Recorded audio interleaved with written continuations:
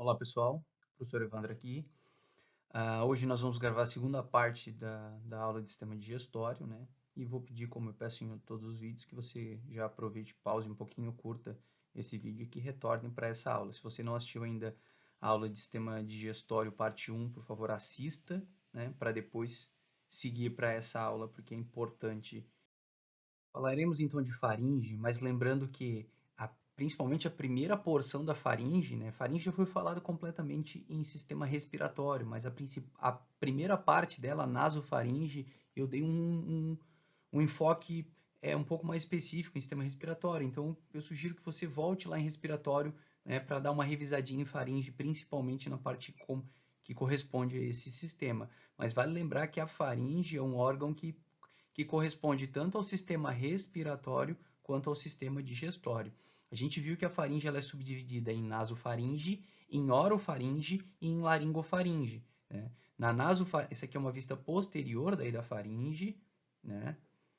E aqui nós vemos os três músculos constritores: o constritor superior, o constritor médio e o constritor inferior da faringe. Eu disse que esse constritor inferior falaria um pouco melhor em sistema digestório, então hoje falarei.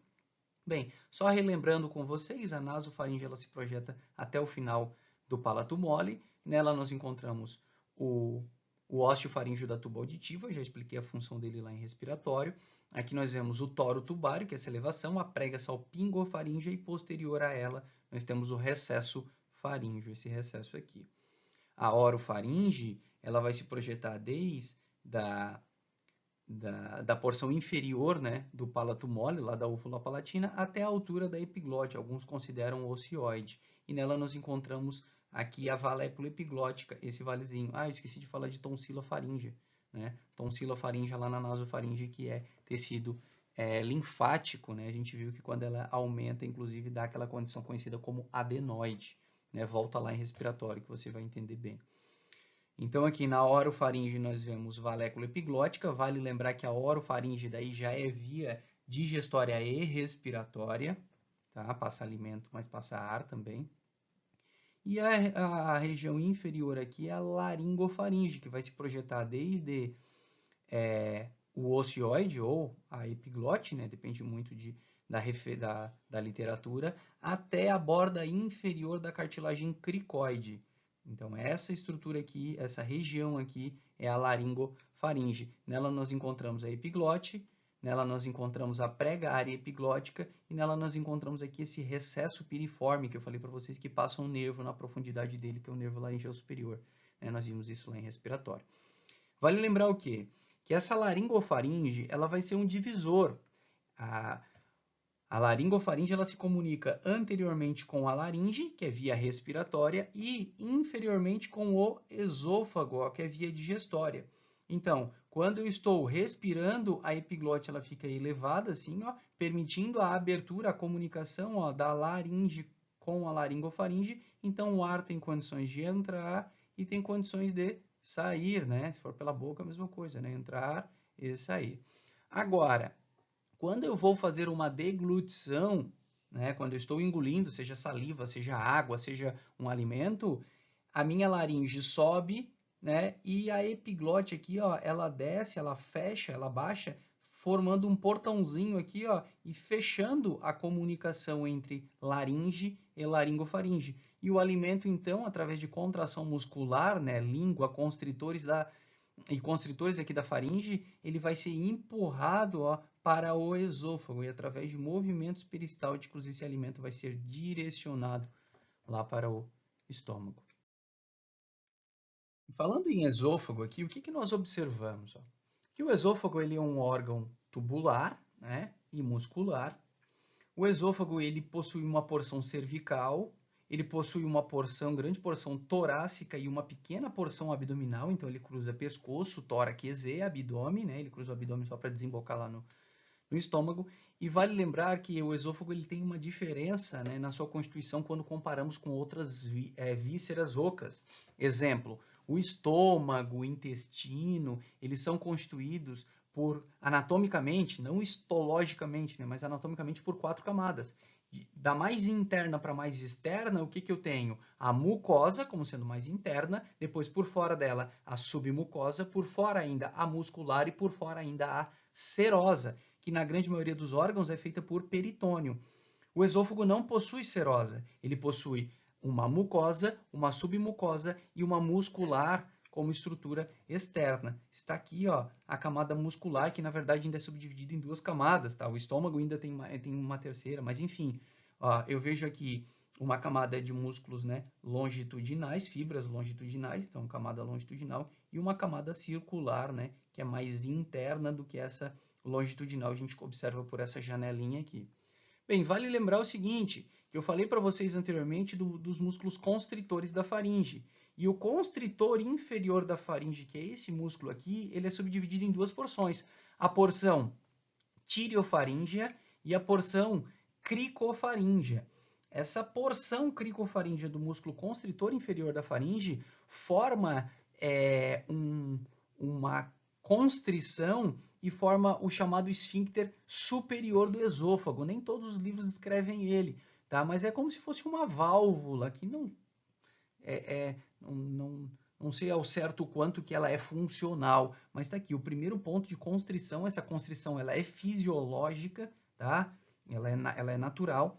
É chamado de a constrição cricofaríngea, porque é formada pela parte, né, cricofaríngea do constritor inferior da faringe. O esôfago tem um segundo ponto de constrição, tá? Lembrando que eu não estou falando de acometimento patológico, eu estou falando de constrição de algo anatômico, né? O segundo ponto de constrição é quando o esôfago cruza, ó, o arco da aorta e o brônquio principal esquerdo. Tá? E esse ponto de constrição é conhecido como constrição broncoaórtica. E o terceiro ponto de constrição é que é o momento em que o esôfago cruza o músculo diafragma. Quando o esôfago passa pelo diafragma por essa abertura aqui que nós chamamos de hiato esofágico, ó, essa mesma abertura que nós vemos aqui, essa gravatinha formada aqui pelo pilar direito aqui do músculo diafragma, ó, nesse momento aqui existe o terceiro ponto de constrição. Alguns autores escrevem 5 pontos de constrição, mas eu estou falando de 3, porque a literatura que eu acesso, a grande maioria coloca como 3. O Moore, inclusive a Anatomia Orientada para a Clínica, coloca 3, e aí por isso que eu estou descrevendo essas. A importância de saber que o esôfago não possui serosa, tá, vai estar relacionado a maior chance de disseminação de infecções e maior chance também de disseminação de metástases, tá? E neoplasias, mas isso deixa para uma outra disciplina, né, ser falada, mas pelo menos do ponto de vista anatômico, entender que o esôfago não possui uma serose, é mais fácil dele ser lacerado também, né, ele tem uma resistência menor, é importante a gente relatar aqui. E aí aqui eu vejo o hiato, né, como eu falei, esofágico. A partir do momento que o esôfago cruza esse hiato, ele chegou no abdômen e aí ele vai vamos botar aqui, desembocando, né, ou se unindo com o estômago. Vale lembrar que essa abertura aqui, ó, ela passa somente o esôfago. Se o estômago que está aqui no abdômen passar, uma parte dele passar por essa abertura e parar lá no tórax, é a condição conhecida como hérnia de hiato, né, que vai implicar em uma série de situações, né. Anatomia do estômago, então. Eu coloquei essa primeira imagem aqui de propósito para vocês verem que existe uma camada. Eu não estou vendo os músculos do estômago aqui. Por que eu não estou vendo esses músculos? Porque eu tenho uma serosa aqui, ó, na partezinha inferior do esôfago também. E por que no esôfago eu não mostrei assim? Porque não existe essa camada, né? Então eu vejo aqui a serosa. O estômago sim vai ser de dentro para fora. Mucosa ou submucosa muscular e serosa. Observando aqui a anatomia do estômago, daí já foi retirada a serosa, né? A gente está vendo aqui a muscular. Digo para vocês que a transição aqui externamente, tá olhando por anatomia externa, ó, a transição entre o esôfago e o estômago é chamada de cárdia. Normalmente eles chamam no masculino, tá? Ocárdia, tá? Dizem que chama de cárdio porque fica próximo do coração, descreveram dessa forma, tá? Mas daqui, o cárdia. O estômago, ele vai ser subdividido em fundo, por incrível que pareça, o fundo é a parte mais alta do estômago, a parte mais superior. Então, aqui eu tenho o fundo gástrico ou do estômago. Eu encontro aqui o corpo gástrico ou do estômago, tanto faz, é sinônimo, tá? E a parte pilórica aqui, essa parte pilórica, ela é subdividida ainda em antro pilórico e em canal pilórico. Nós observamos que no canal pilórico existe uma válvula, essa é anatômica, essa a gente consegue palpar, ela está lá presente fisicamente, tá? E nós vamos chamar essa válvula de esfíncter pilórico, tá? Essa válvula ela fica fechada enquanto o estômago aqui está trabalhando, né? Fazendo movimentos, né, de contração, fazendo ali movimentos peristálticos para misturar o alimento, né, que já chegou ali, esse quimo, né, com o suco gástrico para estar facilitando aí a digestão, né? Então o alimento vai sendo misturado, né, através de contração muscular. Existe uma bomba aqui pulsante, porque se a gente for olhar a bomba de propulsão, na verdade. Se a gente for olhar aqui, o estômago ele possui uma camada de músculos longitudinal, uma camada circular, mas uma camada aqui meio oblíqua. Essa camada oblíqua, inclusive, quando se contrai, ela vai estar auxiliando nesse movimento aí de bomba, né? Tanto no momento de misturar todo esse material, quanto no momento de liberar esse material, né, através de contração muscular para o duodeno, né, a abertura aqui do esfíncter pilórico, e esse material vai ser liberado no duodeno para continuar a digestão. Essa parte oblíqua aqui aprendi com o meu professor de técnica cirúrgica, um dos professores de técnica cirúrgica, né, o professor Darlan, né, acredito que não vai ver essa aula, mas se né, não tem nenhum porquê assistir essa aula, né, o cirurgião do aparelho digestivo, né, voltando para uma anatomia tão básica, mas se porventura chegar aos ouvidos dele, quero mandar um abraço aí para ele. Bem, o que mais nós vemos aqui no estômago, então, né? A curvatura maior, também conhecida como grande curvatura, essa curvatura toda aqui. Hoje eu não vou falar de irrigação, tá? De estômago, isso vai ter que ficar para anatomia topográfica de abdômen, mas um dia vai estar aqui no canal. Eu vejo aqui a curvatura menor, ou pequena curvatura, essa curvatura aqui. Eu encontro aqui a incisura cárdica, tá? Mais conhecida como ângulo de His. Eu encontro aqui a incisura angular. E observando a anatomia interna do estômago, o que nós vemos aqui? As pregas gástricas, tá? Que são essas preguinhas todas que nós estamos vendo aqui na mucosa, né? Aumentam a área de contato e com isso maior produção de substâncias e por aí vai. E aqui nós encontramos internamente a transição da mucosa do estômago, tá? Que histologicamente é diferente, até devido ao conteúdo, né? Que se é ácido, a natureza e tudo mais, e da mucosa do esôfago. Essa transição da mucosa é conhecida como a linha Z. Tá? Existe uma outra transição conhecida como transição esôfago-gástrica, que vai ser a transição entre o esôfago e o estômago. Às vezes isso coincide com a linha Z, ou seja, a transição entre o esôfago e o estômago muitas vezes coincide com a transição entre a mucosa do esôfago com a mucosa do estômago, mas isso nem sempre acontece. Às vezes essa transição de mucosa ela pode ser um pouco mais acima, um pouco mais abaixo. Ok? Ainda se fala em canal gástrico, que eu nem descrevi aqui, mas o canal gástrico é esse canalzinho aqui, né? Localizado mais ou menos nessa região que nós vemos aqui, certo? Agora começamos falando de intestino delgado. No intestino delgado, o que eu encontro? A primeira porção do intestino delgado é chamada de duodeno. Ele foi descrito assim porque ele tem aproximadamente 12 dedos, ok? Manda uma aguinha aqui. O duodeno ele vai ser constituído por 4 porções. A primeira porção é chamada de porção superior, mas ela é muito mais conhecida como ampola. Detalhe, essa região aqui ainda é estômago, e aqui eu tenho o esfíncter pilórico, certo? Nessa região aqui eu já tenho o duodeno, e Ah, deixa eu falar de uma coisa que poderia ter falado ali em estômago que passou.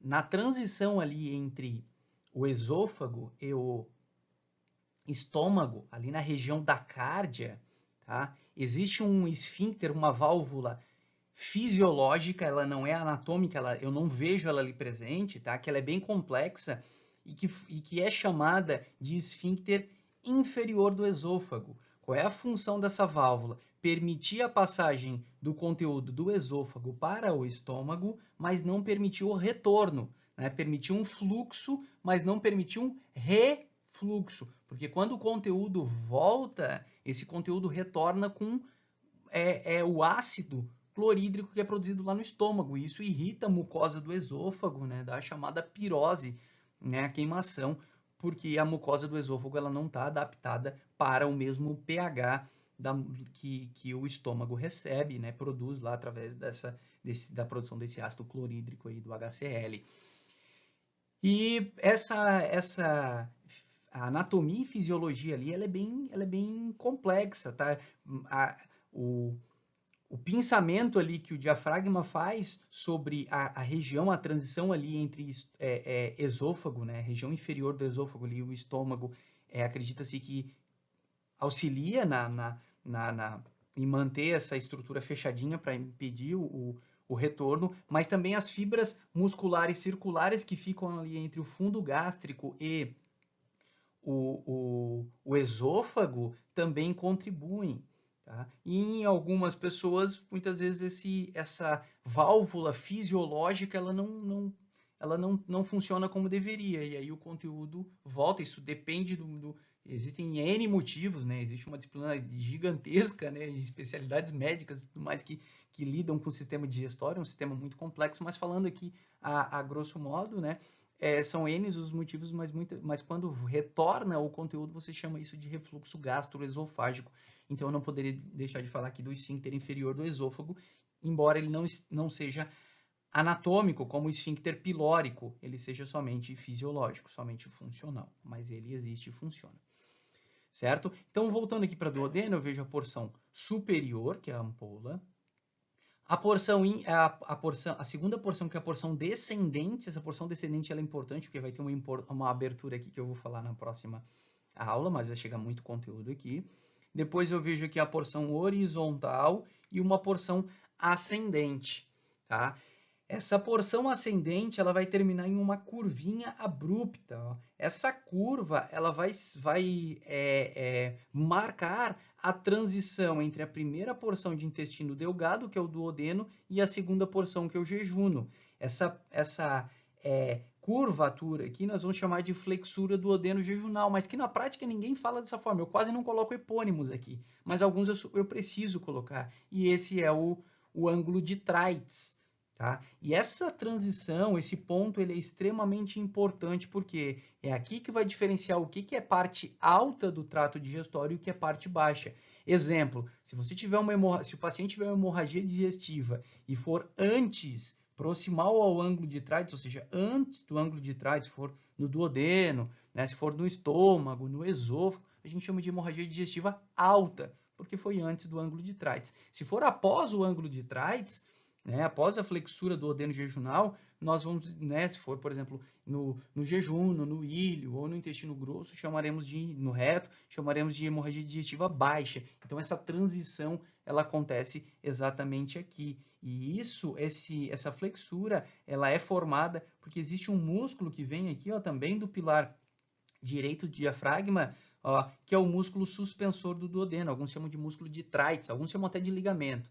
Tá? Mas está aqui o músculo suspensor do duodeno que suspende aqui essa porçãozinha final e forma a flexura do duodeno jejunal. É conhecido também como a alça fixa, é o ponto preso, tá? Se a gente pegar o intestino, ele vai estar meio que solto, né? Preso somente pelo mesentério, mas ele tem uma mobilidade muito grande. Mas aqui, essa alça aqui, ela fica presa devido a esse ligamento, esse músculo aqui chamado de músculo suspensor do duodeno.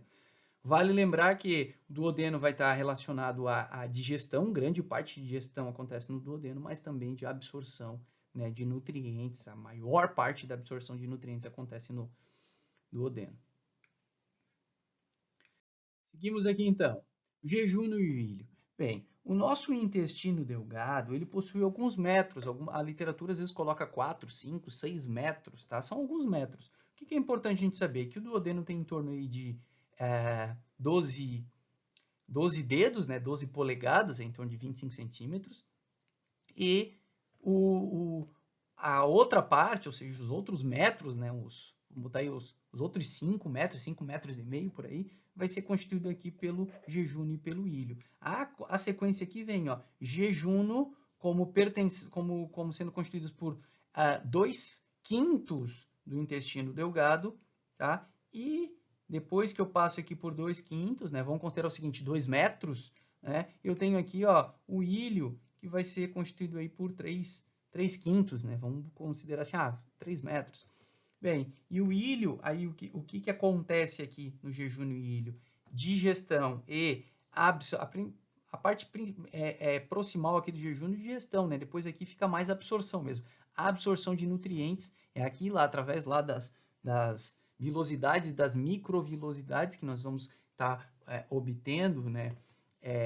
O que a gente precisa, né? Então, glicose, aminoácidos, ácidos graxos e por aí vai, né? Isso vai ser direcionado lá para a corrente sanguínea. Os ácidos graxos, a grande maioria vai para os vasos linfáticos, né? A formação lá dos quilomicrons, mas enfim, aqui que acontece a absorção e esse ilho ele vai terminar desembocando, aqui eu mostro novamente o jejum, aqui novamente o ilho, e esse ilho ele vai terminar desembocando aqui no intestino grosso, na primeira porção do intestino grosso, chamada de seco. Ok? Isso aqui tudo é mesentério, mas eu vou deixar para falar disso na topografia. Observando agora o intestino grosso, certo? O ilho terminal veio, desembocou aqui no seco, a primeira porção do intestino grosso, e ele formou essa papila chamada de papila ileal. Existe uma válvula aqui na papila, conhecida como válvula iliocecal, tá? Essa papila, inclusive, ela tem dois lábiozinhos, o lábio ilho cecal e o ilho cólico, mas aí já é detalhe. Então, papila ileal, na papila ileal existe uma válvula, como eu falei, chamada de válvula iliocecal. Nós observamos ainda aqui, ó, um colo ascendente. O intestino grosso ele tem em torno de 1,5 m, tá? E ele vai estar envolvido principalmente aí com a formação das fezes, né, do bolo fecal, com a absorção de água, a reabsorção de água, né, a água que a gente liberou no sistema digestório, a gente reabsorve grande parte dela aqui no intestino grosso, absorção de algumas vitaminas também, até porque tem bactérias aqui na nossa flora normal produzindo, né, vitaminas aqui, sintetizando vitaminas que a gente vai estar absorvendo no intestino grosso. Então aqui eu tenho um colo ascendente, esse colo ascendente ele forma uma flexura, uma curva, aqui é bem abrupto, isso aqui é lado direito do abdômen, né, essa curva, e se projeta para o lado esquerdo, e aí essa curva que está do lado direito aqui chama de flexura direita do colo. Como ela mantém íntima relação com o fígado, nós vamos chamar de flexura hepática. O colo transverso, que segue esse sentido transverso, o colo, daí aqui do lado esquerdo existe mais uma curvatura, flexura esquerda do colo, o intestino desce, então, formando o colo descendente, tá? Forma um S, que nós chamaremos de colo sigmoide, e no final teremos o reto, e no finalzinho do reto o ânus. Por que eu coloquei aqui intestino grosso e colo? Porque na prática, muitas vezes, quando fala intestino, está se falando de intestino delgado. Quando se fala de grosso, se fala do colo, tá? E, professor, é colo ou colon? Tanto faz, tá? Só que em português mesmo, o mais correto é colo, tá? O colon vem quando não traduzido, né? Mas tanto faz, tá? Colo ou colon será considerado como correto. O que mais nós vemos aqui, ó?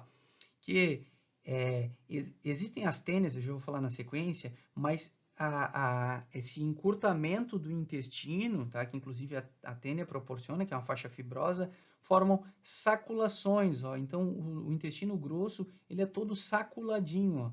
São essas saculações que nós vemos aqui, também conhecidas como austrações, tá? As austras. E internamente, ó, onde eu vejo essas saculações, elas são formadas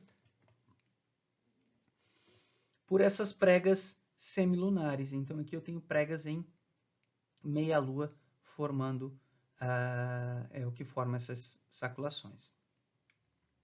Observamos ainda aqui os apêndices epiploicos, que são esses pingentinhos de tecido adiposo, né, que ficam presos ao intestino grosso. E notem o seguinte, ó, que nós observamos anexado, tá, ao seco uma estruturinha, um apêndicezinho, tá, que vai ser chamado de apêndice vermiforme porque ele tem a forma de um verme, né? Alguns chamam simplesmente de apêndice secal, desculpa, não é fecal, apêndice secal, porque está no seco. Onde é que nós encontramos esse apêndice? Certo? O apêndice ele tem um fundo cego aqui, ele vai ter uma irrigação, uma drenagem, mas isso deixa para a topográfica de abdômen, né? Esse apêndice ele vai se encontrar, ó, no local onde nós encontramos, ó, a confluência das tênias, porque ao longo de todo o intestino grosso, no reto não, mas tirando o reto toda a parte de intestino grosso, nós possuímos 3 tênias, que são 3 faixas músculo-fibrosas aqui, ó.